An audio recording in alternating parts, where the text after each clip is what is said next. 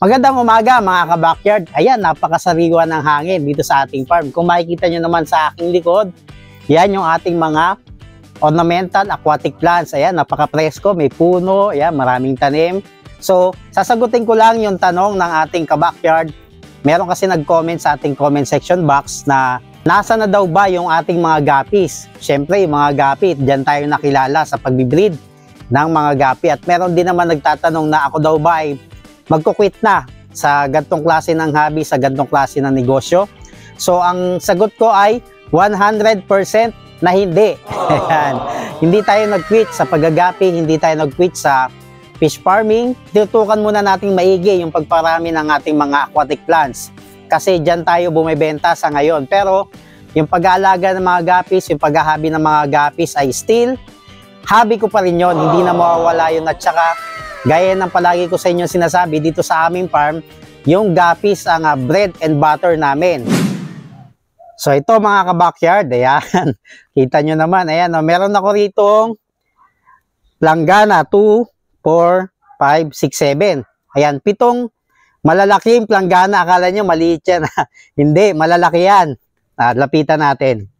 Ayan. Siguro ito nasa 150 liters to 200 liters kung hindi ako nagkakamali. Ayan, makikita nyo. Ang lalaki niyan. So, pwede siyang pang-pand, ano? Yung ganito kalalaking mga planggana. Ayan. Makita nyo, meron tayong 7 rito.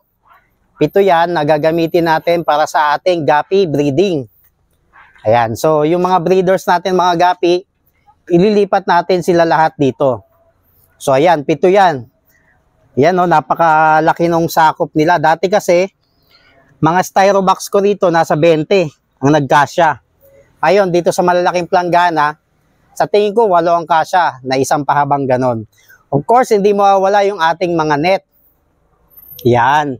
Importante itong mga net shades na yan para hindi masyadong naaarawan yung ating mga breeders. So, yan yung aking panibagong setup ngayon.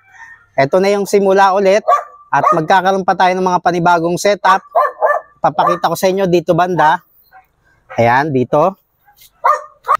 Ito, dito sa portion na to, ayan na kasing labasan eh. Kung makikita nyo yan, yung mga trapal pan na yan ng mga sira, papalitan ko na yan, ipapagawa ko yan, gagawin ko na siyang concrete pond. Ayan.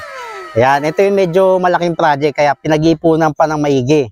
Kung gaano kalaki yung nanditong, mga sukat ng mga trapal pan, ganon din yung sukat, kasi nakasukat na yan. Tapos, palalagyan ko na siya ng bubong, ng permanenteng bubong para talagang secure yung ating mga i-breed na mga guppy. So, this month or baka next year, baka by January or February, ay tapos na itong ating mga concrete pond na gagawin dito sa part na yan.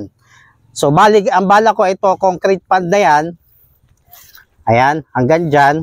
Pero itong bandang to, hanggang doon sa dulo, concrete pond pa rin yan. So, pa-L siya, pa-L ang type niyan. Tapos, bubong din dyan, nakabubong din yan. Yan. Pa-L din yung type niya. Yan, puro concrete pond yan. Para permanente na, hindi na nasisira. Yan. So, ito kasi maganda ito, low cost, pagka low lang yung budget mo. At saka, meron ka lang target na i-breed. Pero pagka gusto mo yung pang matagalan, I suggest talagang concrete pond.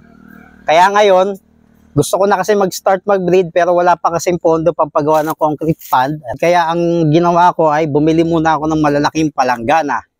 Ayan, maniniwala ka itong mga plangganang to ay 279 lang isa. Napakamura niya. Ayan, para siyang banyera na yung size. Ayan, parang banyera yung size kasi banyera 150 liters nagkakahalaga ng 500 plus. Pero ito 279 lang yan mga ka-backyard. Ayan, nakamura tayo dyan.